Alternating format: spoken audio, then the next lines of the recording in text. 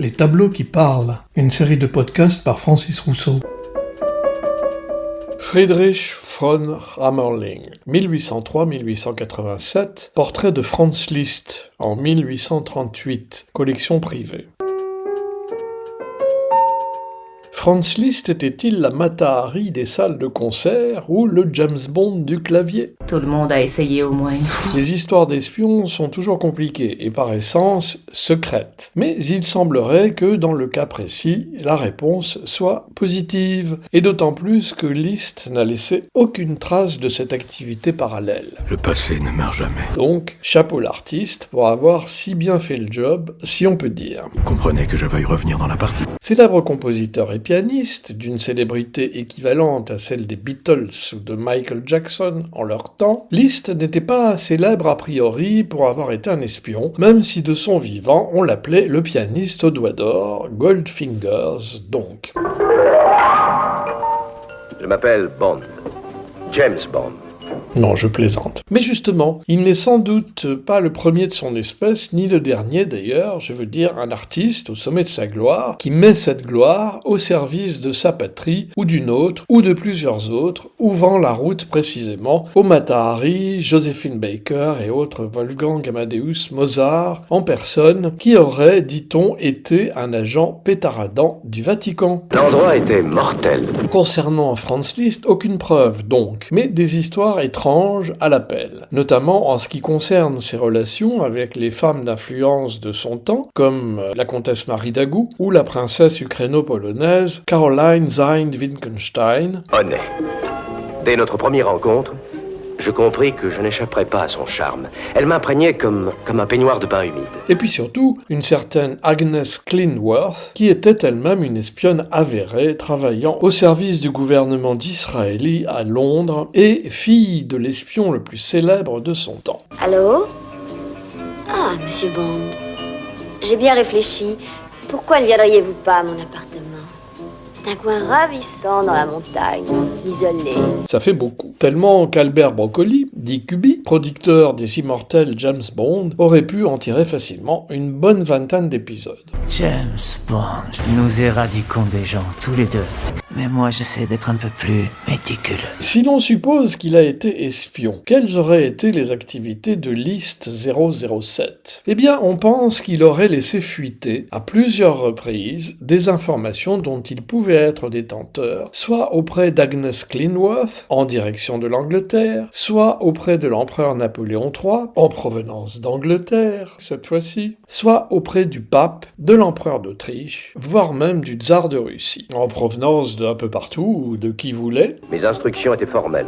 J'ai licence de tuer. Liszt aurait été donc une sorte de tunnel, à la fois sous la Manche, sous les Alpes et sous les Balkans. On dit fréquemment que Franz Liszt aurait été l'espion préféré de l'empereur Napoléon III, surtout pendant l'épisode de la guerre franco-prussienne. James Bond, 007, a licence de tuer qui il lui plaît, où cela lui plaît, quand cela lui plaît. Mais quelles informations un pianiste, fût-il virtuose, et un compositeur, fût-il de génie, pouvait-il détenir en dehors de 2 ou 3 rumeurs ? Eh bien plus qu'on ne le suppose, pour peu que l'on se souvienne que Franz Liszt était le beau-père d'Émile Ollivier, qui n'était rien de moins que le premier ministre de la France sous Napoléon III. En effet, l'une des filles de Liszt et de la comtesse Marie d'Agoult, Blandine, avait épousé Émile Ollivier. En contact fréquent avec son beau-fils en 1870, Liszt était donc au courant de beaucoup de choses concernant le conflit. Et c'est à l'occasion d'une de ses interminables leçons de piano rapprochées avec la zélée Agnes Klindworth qu'il aurait donc recueilli quelques informations essentielles que l'Angleterre voulait faire passer. Ou l'inverse. La nature des informations passées n'est pas connue. Mais elles passaient bien, à travers des phrases musicales codées que l'on aurait partiellement retrouvées.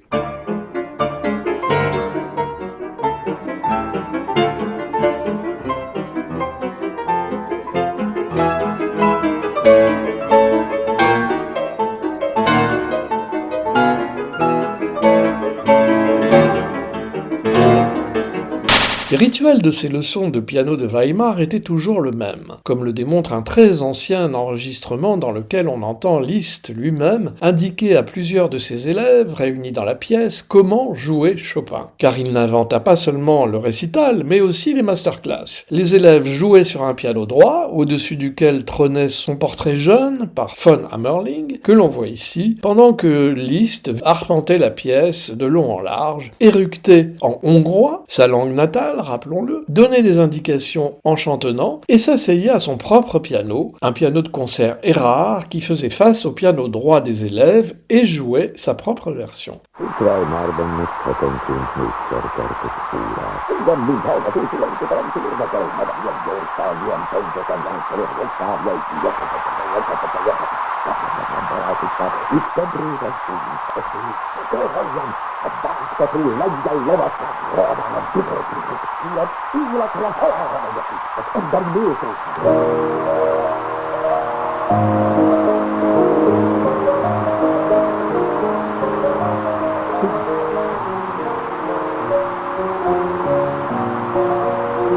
Trou de serrure, comme on dit vulgairement pour désigner un espion, Liszt le fut donc bel et bien à de nombreuses reprises lors de missions éphémères, mais très précises, dont nous ignorons toujours aujourd'hui le contenu exact. Sauf pour l'une d'entre elles, où Caroline Sein-Wittgenstein et lui-même s'impliquèrent plus ouvertement. Il s'agit de la création d'une banque internationale catholique destinée à financer un nouveau royaume européen, autrement dit un nouvel État, rien de moins, principalement composé par l'Autriche et le Vatican. Ce dernier était désireux en effet d'empêcher l'annexion de ses possessions par Victor Emmanuel de Savoie. Dans ses intérêts où tout était lié, on essaya même de mouiller Wagner, afin qu'il fasse entrer la Bavière dans le montage financier. Le refus de Wagner, qui avait épousé l'autre fille de Liszt, Cosima, est sans doute d'ailleurs à l'origine de la brouille avec son beau-père. Louis II de Bavière, quant à lui, ne fut jamais mêlé à ce montage loufoque. Finalement, la mainmise par le roi Victor Emmanuel sur les États pontificaux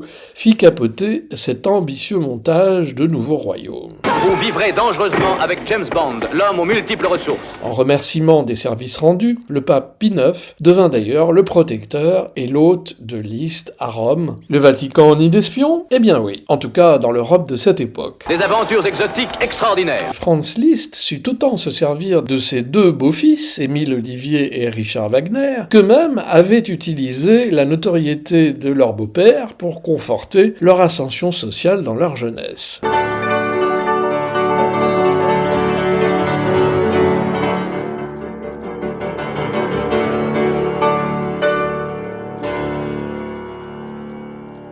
Quand on vous dit que la musique mène à tout, ponctuation sonore, James Bond 007 contre Dr. No, 1962, James Bond, Mourir peut attendre, 2020, Masterclass de Franz Liszt, enregistrement de la fin du 19e siècle, Yu Chan Lim, Franz Liszt, Mazeppa, étude transcendantale numéro 4.